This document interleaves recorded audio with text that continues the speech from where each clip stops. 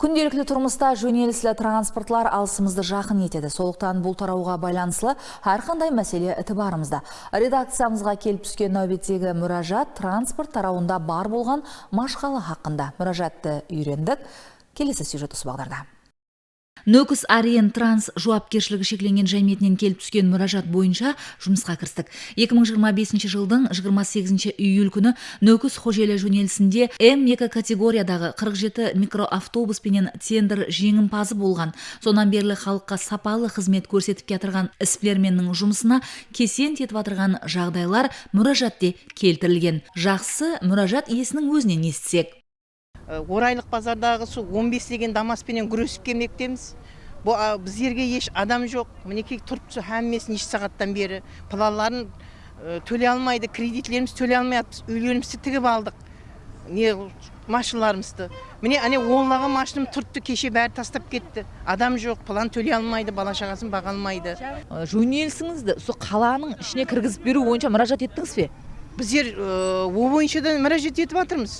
Орайлықтан Хожеліге қарап 10 машинымызды кіргізіп бер деп мұражат етіп жатырмыз. Бірақ оның еле нәтижесі жоқ еле. Нәтижесі жоқ. Міне көріп тұрсыз, машиналардың бәрі тұртты. Қазірен бар, күнде Орайлық базардамыз. Нөкіс Хожелі жөнелісі жеделі Байсын автовокзалы, халық тілінде айтқанда Саранша автовокзалынан әрекеттенеді. Көлік басқарушылары Дамас автотранспорт басқарушыларының бұл нызамсыз әрекетінен наразы. Хожелі Нөкіс арасында тұрақлы жөнелісте қатынайтығын екенсіз. Бүгін күнде бізге мұражат келіп атырды да, Дамаслар базардан бұқараларды Хожеліге тасып тұр деген. Бұл гап рас па? Рас, тасып тұрды. Жолда адамлардан қоймейді алып кете береді. Біздеріміз ақуалымыз шатақ. Біздің осымыз төле алмай жүріпсіз. Күнне 550 мың. Енді адам мінекей тұрушы адамлардың шопырлары сәркізден болып жүріпті. 4000-нен қатынаймыз. Бүгін машқала қандай бізге мұражат келіп тұстырды. Міне Хожелі Нөкіс арасында қатынайтығын екенсіз. Машқала не десілерді? Біздердің машқаламыз, біздер Нөкіс Хожелі линияны июнь айында ұтып алды, тендер басылығымыз. Содан бері біздер машина әдейміз, 47 машин. Саранша автовокзалдан Хожелі автовокзалға 4000 сомнан қатынаймыз. Біздерге Саранша автовокзалға Орайлық базардан 5 пенен 66 деген жөнеліс Хожелінің халқын Саранша автовокзалға келіп төгу керек. Біздер Хожеліге апаруымыз керек. Себебі Вазырлар Mahkemesi'nin қарары бойынша районның басшылары қаладан шығарылды. Қаладағы тірбенділіктің алдын алу бойынша. Енді бұл жерде базардан 566-ның ортасында нақануни лицензиясы жүрген Дамаслар бар. 20-дай Дамас бар. Базардан 8000-нан Хожелі автовокзалға тасиды. Солардың жүріп тұрған есабынан 566-ға Хожелі мінбейді, Саранша автовокзал адам келмейді. Мен мысалы азанлы бер, мен аз екінші рейсім. Жұмыс план тауып алмаймыз. Басқалар планды түсіріп жатыр күннен күнге. Бірақ оменен результат болып жатқан жоқ.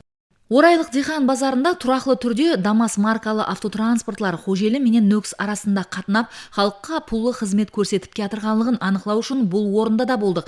Һәм расында да Дамас маркалы транспорт иелері беймәлел өз жұмысын атқарып атырғанлығын көрдік. Олардың айырымларын сәуекеті тарттық. Базардың қасындағы тұрар орынға Дамас маркалы транспортлардың тұруы қадаған екен.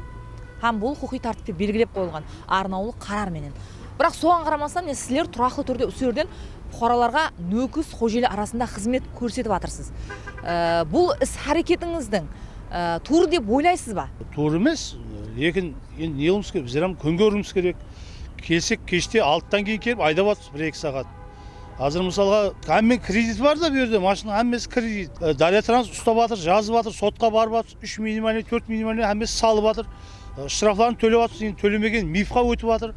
Енді не қылмыз керек? Я сатайық десек, сата алмаймыз. Машинамыз кредит. Сөйде жүрген 5-6 машин жүріпті, мойылаймыз әммесін. Бірақ енді біздерге ансатып жатқан жоқ. Біздерге бір кітте 6-тан кейін мынау бір кітте бір 2 рейс аламыз, көп болса 3 рейс мысалы. Күндіз жақсы айдасақ бір кездер шығып қаламыз айдауға да. Оны енді біздер оны оғырағын ондай кесен етіп жатқан жоқпыз. Біздерге қиын лицензия берсін Дамасларға да мысалы. Транспортта қадағалау инспекциясы уәкілдері һәм Қарақалпақстан Республикасы Ішкі істер министрлігі, Жәмиет қауіпсіздігі қызметі, жол әрекеті қауіпсіздігі басқармасы қызметкерлері тарапынан рейд жұмыстары да шөлкемлестіріліп, Дамас маркалы транспортларды халыққа қызмет көрсетіп атырғанын пайытта анықтау үшін рейд жұмыстары да осы күннің өзінде алып барылды. Орайлық базардың өзінен міндік 8.000 міндік. Ана 66 мың арқа бетінде тұрады екен, дамазда шу жерден міндік біздер деген. Шу жерден біздер әгет 8.000 қожайға апаратыр енді. Үшінші адам, 7 адам бар артымызда. Міне мұражат бойынша күніңменен рейд жұмыстары алып барылды. Нәтиже қандай болды? Бұл мұражат алдынан келіп түсіп, бұл базар стоянкасынан Қожеліге алып жүрген дамастарға рейд өткеріп келмектеміз.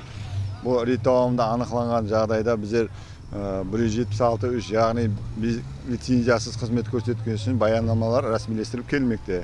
Дамас айдаушыларына профилактикалық тәдбірлер өткізіп, түсіндірік жұмыстарын алып бардық. Баяндама рәсмилестіру уақытымызда бұл жөнелісте іс-бермек субъектлері кредит алып 47 автомашина алып келіп, қаплай алмай атырғалығын, дамастар кесент беріп атырғалығын мұражат етіп келді.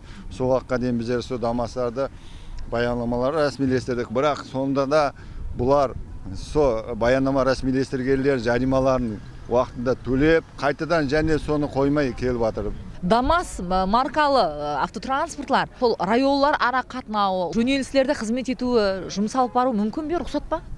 Рұқсат жоқ. Дамас автомашиналарына себебі Нөкіс қаласының ішіндегі М1 тайпадағыларын М2 тайпаға өзгетті. Сондан да районнан келіп тұрған автотранспортлардан М1-ден М2-ге өзгетілді. Бүгін күнде Дамас автомашинасы менен Нөкіс қаласының ішінде, Нөкіс қаласының атрафындағы нелеге жөнелістерде жол ұстасу құқығына ие емес. Базар аймағындағы тұрар орынға Дамас маркалы автотранспортлардың кіруге құқы бар ма?